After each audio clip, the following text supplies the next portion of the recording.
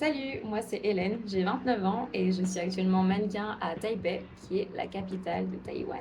Donc mon quotidien ici, il est assez cool. Je suis actuellement en contrat avec une agence locale qui place principalement des mannequins étrangers. Dans mon contrat, il est inscrit qu'il faut que je sois disponible du lundi au vendredi de 9h à 17h, mais ça, c'est seulement si l'agence me contacte. C'est-à-dire que si je n'ai pas de nouvelles de mon agent, je peux faire ce que je veux de ma journée. Je suis totalement libre de mes mouvements. Et ça, c'est super. Donc, quand mon agence me contacte, en gros, ils vont m'envoyer un message pour me dire écoute Hélène, tu as un casting à telle date, à telle heure, à tel endroit. Ça arrive qu'il y ait des castings de dernière minute. Ça m'est arrivé une fois, donc c'est assez rare qu'on m'envoie un message le matin pour que j'aille à un casting l'après-midi. Les castings, comment ils se déroulent? En gros, vous vous rendez au lieu du casting et là, ça dépendra de ce qu'on vous demande de faire. Donc parfois, on vous demande juste d'essayer les vêtements de la marque, si c'est une marque de vêtements, bien sûr. Et on vous prend en photo, donc des photos assez simples, après vous posez un petit peu, voilà. Ça arrive que pour les publicités, on nous demande de jouer la comédie un petit peu et on nous filme. Ensuite, quand vous êtes choisi pour le job, l'agence vous envoie donc un message en disant super, t'as été booké. Donc pour les jobs, ça se déroule comment? Vous arrivez, vous passez au maquillage, au coiffage, au stylisme, et ensuite, c'est le moment du shoot ou du tournage. Ça dépend si c'est photo ou vidéo, et vous faites ce qu'on vous demande de faire. Par exemple, si vous êtes booké pour du e-commerce, ça va être très long. Ça va être en général une journée en studio où vous allez devoir essayer tous les vêtements, si c'est une marque de vêtements bien sûr. Vous allez devoir essayer tous les vêtements qu'on vous donne et prendre des poses assez simples. Donc face, trois quarts, profil, dos. Et ça va être ça toute la journée sous les flashs. Donc ça c'est vraiment le type de job que j'aime le moins. Et les plus fun des jobs, c'est souvent les TV commercials, évidemment, les publicités, parce qu'il y a de la comédie, enfin de l'acting. Il y a de la vidéo, donc on bouge, c'est vivant. Et la dernière que j'ai faite, par exemple, ici, c'était pour une marque de scooter.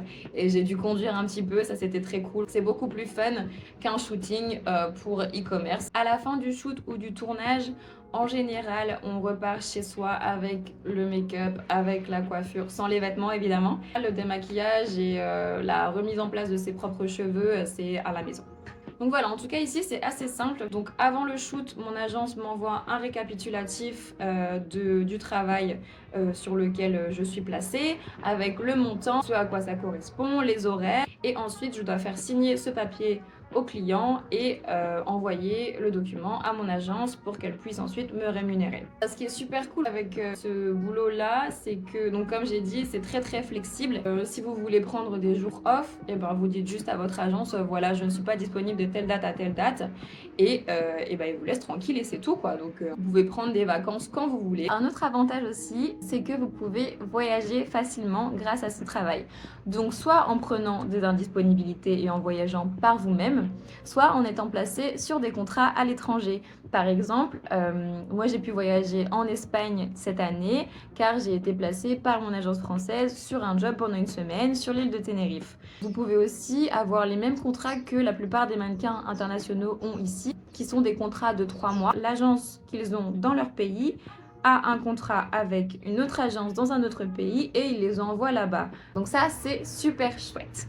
En termes de rémunération, alors je vais être assez vague parce que ça dépend d'énormément de choses, de l'expérience du mannequin, du budget, de la marque, de votre agence et de comment elle négocie aussi vos contrats, et ça dépend de la zone géographique dans laquelle vous vous trouvez. Par exemple, à Taïwan, on est moins bien rémunéré qu'en France. Donc par exemple, en France, vous aurez donc un tarif pour la prestation, donc un tarif journalier ou un tarif par heure, et vous aurez ensuite le montant total des droits à l'image. Et ça dépendra de la durée d'utilisation, du support d'utilisation. Est-ce que ça va être des affiches? Est-ce que ça va être sur un site internet, sur les réseaux sociaux, à la télévision? Donc en fonction de ça, le tarif ne sera pas le même. Ça dépend aussi de la zone géographique. Est-ce que les images ne seront visibles qu'en France ou en Europe ou dans le monde entier? Pour vous donner un ordre d'idée, à Taïwan, dans les jobs que j'ai eus, j'ai été rémunérée entre 300 € la journée et 1800 € la journée. 1800 € c'était une publicité, 300 € c'était pour un site internet de vêtements. Donc comme je vous disais, l'e-commerce, tac, tac, tac. J'ai déjà été payée moins que ça, donc 100 € la journée pour la Fashion Week de Taïwan, mais il faut savoir qu'en général, la Fashion Week, ça paye pas. J'ai conscience que 100 € c'est déjà bien, mais pour le milieu, c'est vraiment mal payé. Mais voilà, donc vous voyez la fourchette 300 €, 1 800 €. Et en France, le plus gros contrat que j'ai eu jusqu'à présent donc se déroulait sur une semaine, pas une semaine totale de travail. Il y a dû avoir 4 jours de travail et le reste c'était soit des essayages, soit des jours off. Et j'ai été rémunérée environ 7 000 € la prestation plus les droits d'image. Il y a des contrats qui vont jusqu'à 10 000, 15 000, 30 000 €. Enfin, ça peut atteindre des sommes qui nous paraissent complètement absurdes, mais ça dépend des budgets et des négociations qui sont faites par votre agence. Ce que je pourrais vous donner comme conseil si vous voulez devenir mannequin, c'est de s'entraîner à poser, c'est important, donc simplement devant un miroir, savoir changer de pose assez rapidement parce qu'il y a certains photographes qui aiment travailler rapidement et à chaque clic, il faut que ce soit une pose différente. Donc voilà, il faut aller assez vite. Donc ça, c'est des choses qui s'apprennent tout seul devant son miroir où vous vous filmez, après vous regardez ce qui va pas. Vous regardez des vidéos de mannequins en train de poser et vous essayez de reproduire et de faire aussi un peu à votre sauce. Savoir aussi transmettre des émotions par les yeux. Donc au niveau du visage, voilà, on vous demandera souvent de changer d'expression. Et donc ça aussi, c'est quelque chose que vous pouvez pratiquer devant le miroir et surtout avec les yeux parce que parfois on vous demande de ne pas bouger le reste du visage, même la bouche ou quoi, donc ne pas sourire, mais sourire avec les yeux par exemple. Alors sinon, pour entrer en agence, donc il y a des agences qui vont directement vous repérer par exemple sur les réseaux sociaux ou même dans la rue, ça arrive quand vous avez vraiment un profil mannequin top modèle, pas comme moi. Donc si vous voulez rentrer en agence, il va falloir faire du démarchage. Et en général, c'est bien d'avoir donc des polas. Donc des polas, ce sont des photos très simples sur fond blanc naturel. Portrait, face, 3/4, profil, sourire, pas sourire. Plan américain, donc jusqu'à la taille. Et en plein pied pour qu'on voit votre silhouette. Bam, vous avez vos polas.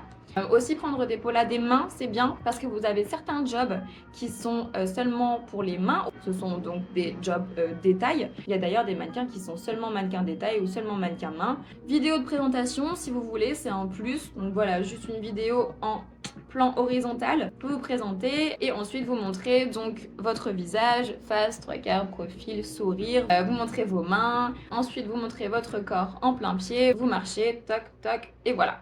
Et sinon, si vous pouvez avoir un petit book professionnel, c'est aussi un plus. Il y a certaines agences qui, de toute manière, vous enverront sur des test shoots avec des photographes qu'ils connaissent, avec lesquels ils collaborent souvent, pour justement que vous ayez du contenu à montrer aux clients, pour que les clients voient comment vous posez aussi et comment vous rendez sur des photos professionnelles. Donc ça, si vous voulez les faire vous-même, si vous voulez en faire 5, 10 à proposer après aux agences quand vous allez les démarcher, c'est bien. Donc je vous conseille juste de vous promener sur Instagram, sur les pages de photographes, voir lesquels proposent des collaborations, si vous ne voulez pas payer évidemment. Et ensuite vous les contactez, vous demandez de faire un shooting ensemble et voilà, vous pouvez leur dire que c'est dans une démarche de faire votre book et que vous êtes intéressé par des collaborations parce que ça arrive de ne pas avoir les moyens de payer un photographe. Après, si vous voulez investir, c'est très bien aussi, vous aurez peut-être des photos plus professionnelles. Voilà, j'espère vous avoir éclairé un petit peu et comme on dit à Taïwan, xie xie.